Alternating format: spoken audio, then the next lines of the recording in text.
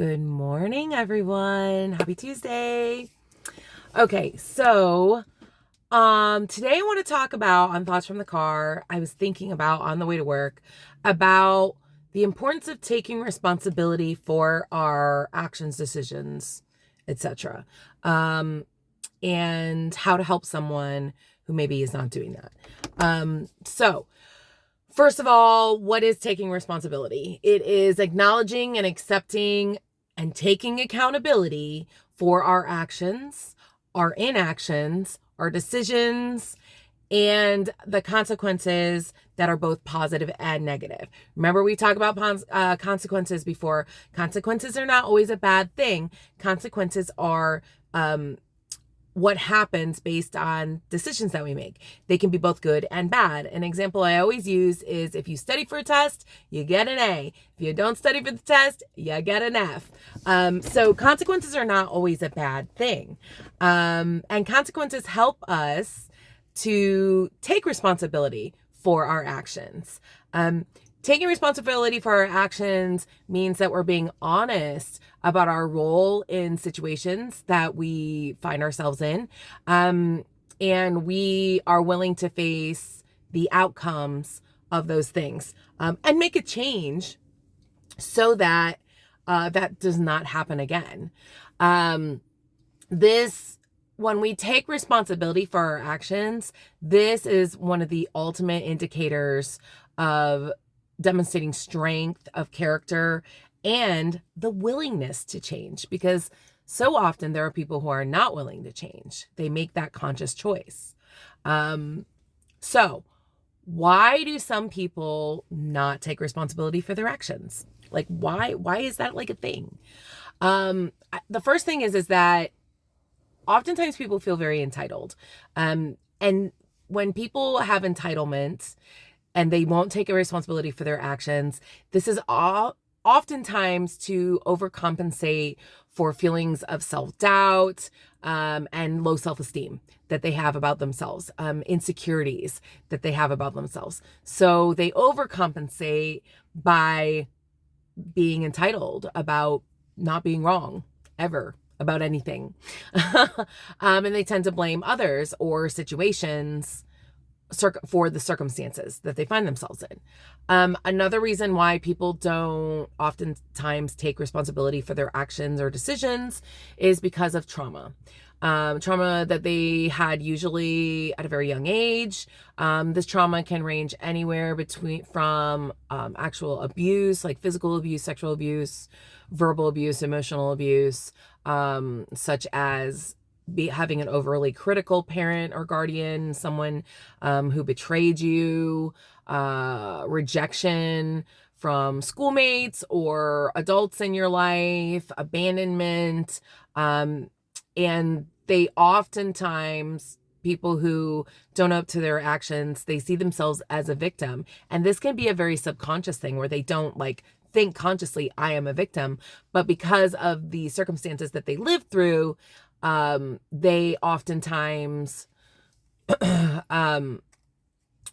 will not take responsibility for their actions because they don't want to be a victim again, because they don't want the criticism again because of the action that they made was a mistake. And so they fear that. They fear that criticism. They fear that betrayal. They fear abandonment for choices that they've made in the past, usually when they were a child or a young adult. And that will make them not want to take responsibility for the choices that they made. Perfectionism is another one. This is one I dealt with a lot when I was a young adult. And this is basing our self-worth on our performance or achievement. So we have a really hard time when we don't achieve and we don't perform well to take responsibility for those actions that cause that ill performance, because the only way sometimes that you receive love or affection or accolades, good things, positive, reinforcement, affirmations, was if you were perfect, if there were no mistakes. And so oftentimes perfectionism leads into people pleasing, and that's why sometimes perfectionists don't like to admit when they're wrong. They don't like to take responsibility for their actions. Shame is another reason why people don't take responsibility for their actions. They have overwhelming feelings of embarrassment, and so they shut down and they hide to save face because they made a mistake, and they just try to wipe it under the rug and pretend that it didn't happen, instead of speaking openly and honestly about the situation of what happened, the mistake that was made. They feel shame for it, and so they don't want to admit it. They don't want to admit, because it's, who wants to feel shame, right? It's a terrible feeling. So they avoid feelings of embarrassment and owning up to their mistakes that they've made by hiding and pretending it didn't happen, because of the shame. So, and then I think the last one that most often people don't take responsibility for their actions is because they just have the inability to change. And this one could be the breadth of, because of a disability of some sort, like a mental disability, some kind of mental health issue, or just the belief that they can't change due to circumstances because of a disability or because of a diminishing of mental capacity for whatever reason. But what studies have found is that if someone believes they can change, then they will own up to their mistakes. Someone who doesn't believe they can change, they believe that something that happened in the past has affected their future or present circumstances, is someone who believes they can't change. Okay. And they won't, because that creates an inability for them to change. That's lack rather than living in abundance. So how do we show ownership of taking responsibility? How do we show that ownership? What are examples of doing that? And what does that look like for those of us who want to take responsibility for our actions? So recognizing and owning up to your part in a situation that is currently occurring or has occurred in the past is how you take responsibility for your actions, mistakes, good and bad situations, is just recognizing it. We have to recognize it and own up to it, whether it's good, bad, or indifferent. Taking responsibility for your actions looks like not blaming others when you are at fault for something. So if you ran the red light and you ran into the red car in front of you because you ran the red light, you don't blame the red car for turning slowly. You ran the red light, so you have to take ownership of that. Blaming others is not taking ownership for something that you are at fault. Not making excuses. Making excuses for why things are happening is not taking responsibility for your actions, not taking responsibility, not being accountable, whether it's your actions or inactions, decisions, and taking responsibility for the consequences of those things. When we blame others or we are making excuses for why things are happening, that is not taking responsibility for your actions.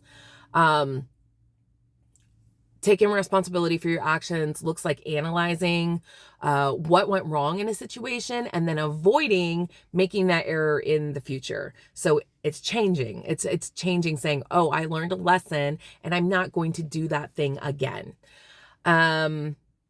Taking responsibility for our actions looks like having clear personal standards and values that guide our actions. So having boundaries and knowing our own value system, living from that value system, and having those personal standards for ourselves, not for others, for ourselves, and knowing the expectations we have for ourselves help us to take responsibility for our actions. And I think the last example or a common way that we can take responsibility for our actions is by being reliable and encouraging, being reliable and following through on our commitments. And these are all commitments, our personal commitments, professional commitments, social commitments. You know, you don't just not show up to the birthday party that you RSVP'd to. So this is taking responsibility for those actions. If you don't show up, take responsibility for that and send, your regrets. Don't just ignore it. If you, professionally, when we are reliable in our jobs, and we get the job done, we follow through on the project all the way to the end within the time standards that it needs to be done, that is taking responsibility. Personally, in our relationships, when we take responsibility for, if we said we were going to wash the dishes, then we make sure that we wash those dishes and we do it well and we do it the way that it needs to be done. In personal relationships, or if we say we're going to do something specifically for our partner, then we need to follow through on that thing that we're going to do. And that's whether it's, yes, I will go to counseling with you, or yes, we will go on a date, or yes, I will help you around the house, whatever that looks like. We have to follow through on those things to be reliable. And when we don't, because we're imperfect humans and we're going to make mistakes, we have to take responsibility for that and not give the excuses for the reason why we haven't done it. And there's one more thing I think that's a good example is, and how we take responsibility.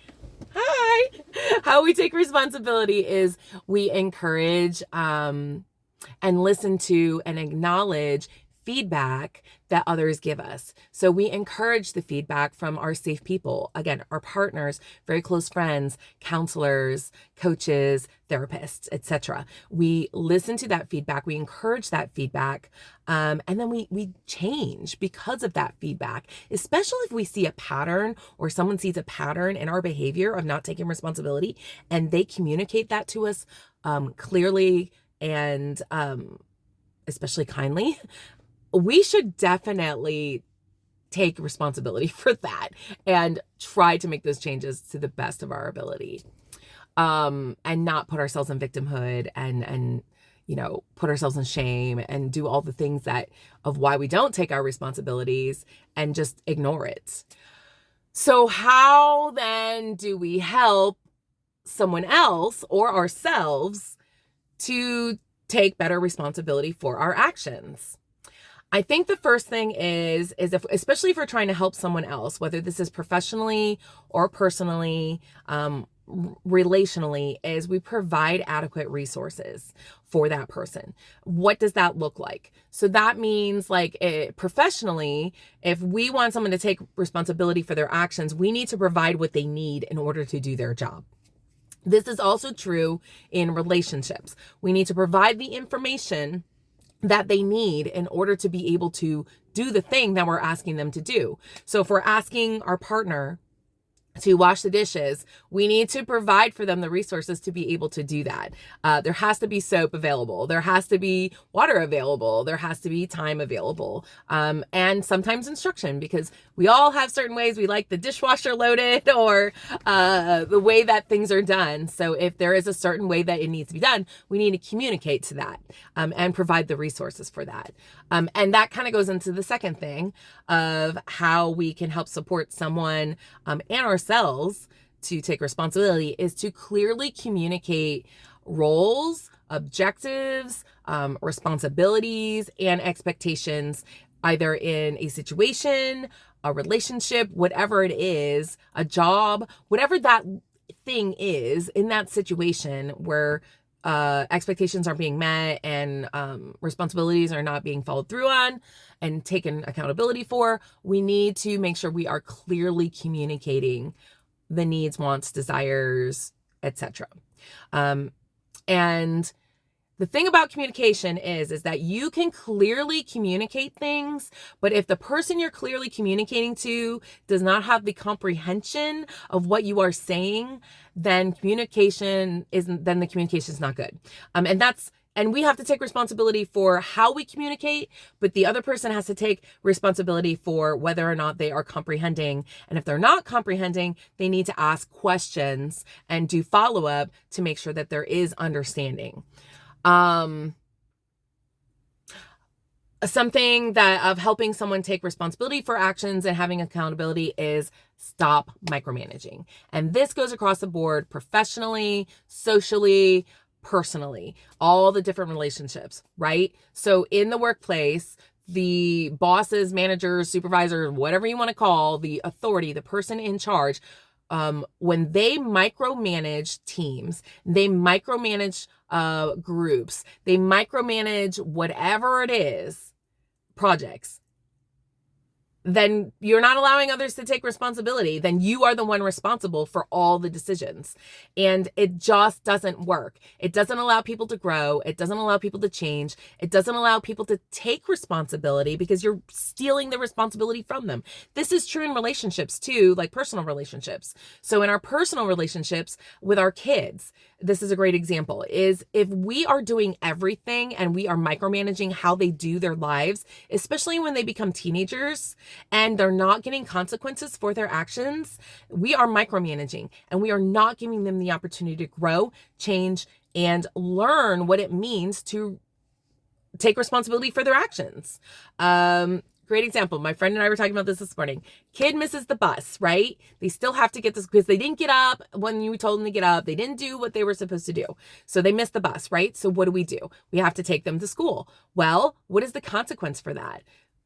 They stole time for you because they didn't do what they were supposed to be responsible for. So they need to receive a consequence for that action of not following through and taking responsibility for what they did. So we teach them to take responsibility by they stole my time. So I am going to, as their consequence, take time from them and they're going to do whatever I need them to do because I wasn't able to do it during the time with which I had to take them to school. So it's like a natural consequence for the action that they did. And this teaches our children to take responsibility for their actions. That's why consequences are not a bad thing. They're not punishments. They are to show that there are reactions and consequences for our actions and our choices and decisions that we make. It's good and healthy. Okay, but don't micromanage it. And when we micromanage it or not give the consequence, which is part of micromanaging, we don't allow someone to grow. We don't allow someone to feel the consequence of their actions. When to help someone who will not take responsibility for their actions, give praise and affirmation. Now, this can be very difficult because some people require so much affirmation because of the things of why they don't take responsibility is because of trauma or because of shame that they have or the belief that they can't change, right? So those things require more affirmation and praise, and that just speaking from my own experience in life, can be very difficult because it's constant. And it's very difficult because that person tends to also be very sensitive to any kind of criticism, whether it's constructive criticism or, not constructive criticism. They're not good at taking feedback that is not praise and affirmation. So it can be very difficult. But it is required. In order to help someone to take responsibility for their actions, we have to praise and affirm them regularly. Be consistent with it. Also, something we can do to help someone take responsibility for their actions is help set goals. This is really good for like our kids, is helping them set goals for what they want to do in life. Like if they want to go to the movies on the weekend with their friends, then we need to help set them a goal of then you need to do these things in order to be able to go there. So setting goals is really good for helping someone keep accountability. So that's part of coaching, is helping people set goals. And my job as a coach is to help keep them accountable to reaching those goals. Challenge limiting beliefs. We've talked about limiting beliefs. We all have them. So when we can gently challenge someone's limiting belief, here's a great question for someone who doesn't take responsibility for their actions is, what evidence do you have to support that belief? Or where did that belief come from? Or who told you that? Those are 3 really great questions where we can help someone get beyond a limiting belief that they might have about themselves or a situation that they are not taking, and so they don't take responsibility for it. So this helps them to dispel limiting beliefs so they can take responsibility for their actions and or inactions and decisions. And I think something that's super important for someone who's trying to help someone else with taking responsibility for their actions is we have to trust our instincts. We cannot allow someone to manipulate us and blame shift on us or someone else or a situation, because that is manipulation. It's not taking responsibility, and we have to trust our instincts on this. And sometimes, yes, this means removing ourselves from the situation and or relationship. It means that we protect ourselves, we put boundaries, and that they feel the consequences of their actions. When someone won't take responsibility for their actions, we have to disengage from that toxic cycle that you'll go through, especially when it gets to the point where it is hurting your own mental and emotional health, which oftentimes goes into our physical health. So we have to disengage. We have to disengage for our own self. And that's not being selfish. That's being smart. So what is the challenge today? Here's the challenge. If you are someone who has a hard time taking responsibility for your actions, I want you to figure out from that list of the reasons why you might be having difficulty taking responsibility for your actions, figure out your why. Why am I having such a hard time taking responsibility for my actions? And this is going to be deep inner work. Okay. It's deep inner work. And it might take you a while. If that's something that you would like some help with, some support with, guidance with, you can message me, or you can go to my website and schedule a one-on-one call. It's not therapy. It would not be therapy, but I can help guide you and kind of coach you to maybe figuring out why. You would figure out your own why, but you would have to do the work, but I'd be happy to help you with that. Second part of challenge. If you're someone who does take responsibility for your actions, but you're dealing with someone who maybe doesn't take responsibility for their actions, maybe try one of the tactics that I talked about, like encouraging or starting affirmations. Make sure you're clearly communicating. Figure out what it is that you can do to adjust to try to help this other person take responsibility for their actions. And if you would like help and guidance on that, message me or schedule a one-on-one call for me. Yeah. So heavy topic today, but very needed, especially in the world we're living in right now. And if you have kids, we have to teach them. We have to teach them to take responsibility for actions, because otherwise they become adults that don't take responsibility for their actions. And there are heavier consequences when you're an adult and you don't take responsibility for your actions than when you're a kid. So have a great day, guys, and talk to you later.